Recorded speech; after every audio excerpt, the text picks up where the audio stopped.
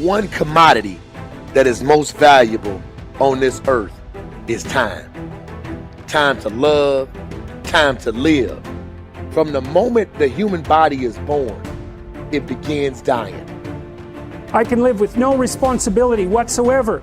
The price I pay is that nothing matters. Or I can reverse it and everything matters. But I have to take the responsibility that's associated with that. And so if your life isn't everything it could be, you could ask yourself, well, what would happen if you just stopped wasting the opportunities that are in front of you? What is death? Is it the end? Or is it the beginning? And what is life? What is this thing we call life? What makes life so unique and so beautiful? It is beautiful because whatever you have that you may be facing, what you may be dealing with, life is still good. You are living and achieving your dreams.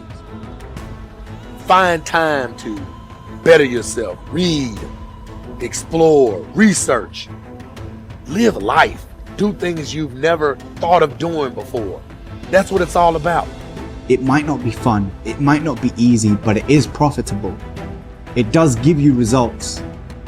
Think about all of the great people that we admire in our society and the things that they must have had to go through in order to make it look effortless. And one day you're gonna be great, but you think you got time. You think you got time. AET 3 years from now, 5 years from now. I'm telling you, you deserve to be great now. And not only do you deserve to be great, there's some people in your life. You must be yourself if you want to experience your true purpose in life. If you're different, be different. Be different and do it with pride. If someone doesn't like it, if many people don't like it, who cares? Your life would feel better and richer if you had a goal, you chased that goal, you accomplished some things, and you would get this boost of confidence, you'd get this boost of self-esteem, like whatever it is that you're going to do.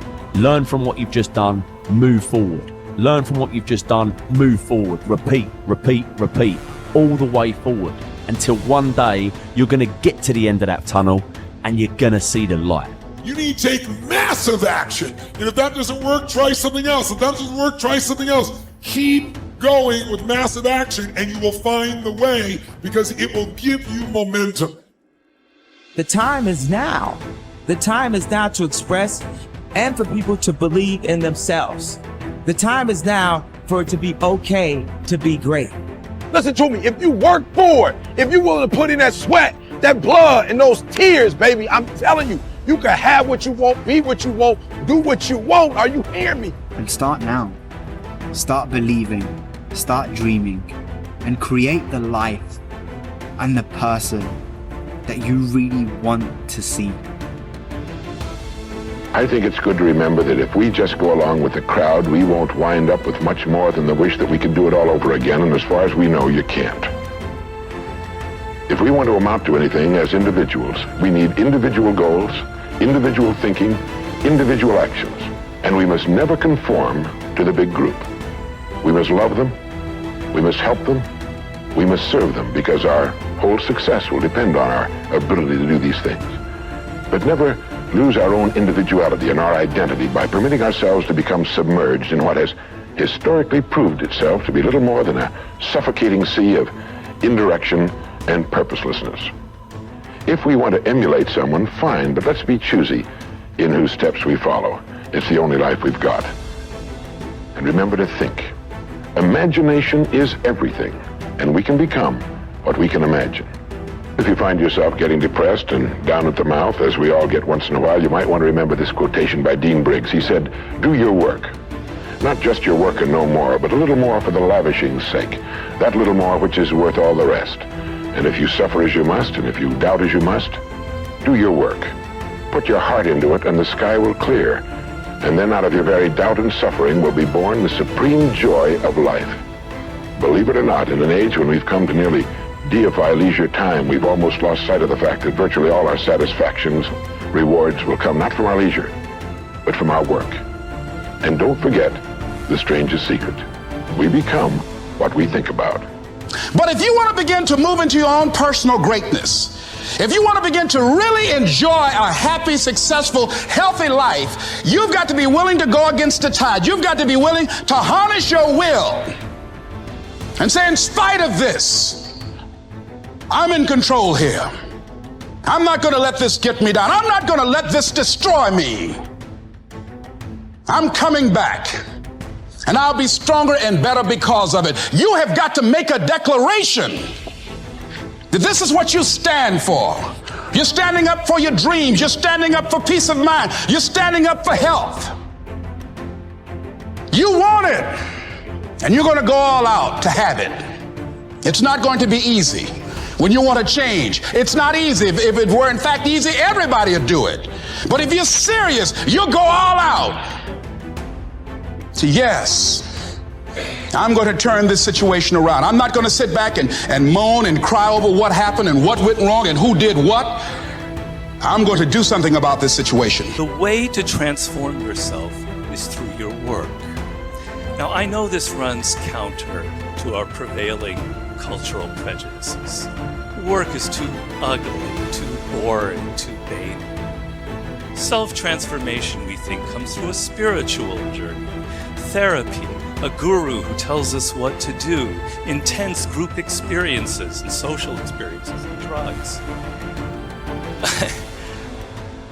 But most of these are ways of running away from ourselves and relieving our chronic boredom.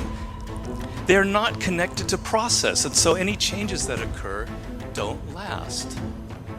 Instead, through our work, we can actually connect to who we are instead of running away. And by entering that slow, organic process, we can actually change ourselves from the inside out in a way that's very real and very lasting. This process involves a journey of self-discovery that can be seen as quite spiritual, if you like.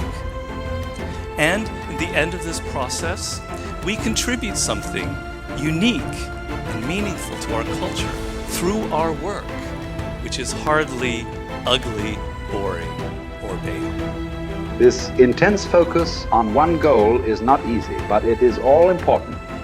Orison Swett Marden wrote, "The giants of the race have been men and women of concentration who have struck sledgehammer blows in one place until they have accomplished their purpose. The successful men and women of today are those of one over, mastering idea, one unwavering aim, men and women of single and intense purpose." Marden also said that every great man has become great.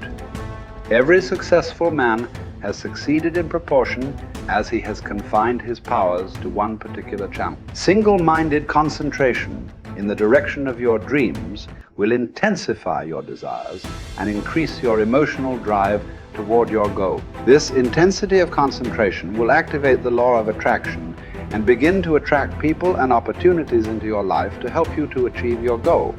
The more you think about your goal, the more it will come to dominate and direct your life. The more you think about it, the more rapidly you will move toward it, and it will move toward you. Great men and women are those who absolutely believe that they are put on this earth to do something wonderful with their lives.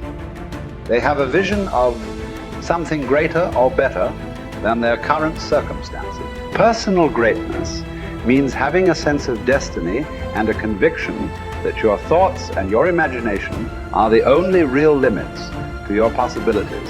William James said, compared to what we ought to be, we are only half awake. We are making use of only a small part of our physical and mental resources. Stating the thing broadly, the human individual thus lives far within his limits. He possesses powers of various sorts which he habitually fails to use. The founder of Success magazine, Orison Swett Marden, once said, "There are powers inside of you, which if you could discover and use, would make of you everything you ever dreamed or imagined you could become." In a 5-year study of leaders reported on in his book, Leaders, Warren Bennis discovered that each of them consciously avoided the comfort zone by continuously setting higher goals. They never allowed themselves to become complacent. They lived their lives fully extended, always striving to be and do more. To develop unshakable self-confidence, you need to see yourself and think of yourself as a leader, and to do what leaders do. You need to stretch yourself toward the outermost boundaries of your potential. You need to set goals that draw out of you the very best that is in you. You need to work toward objectives that cause you to feel a sense of mastery and peak performance.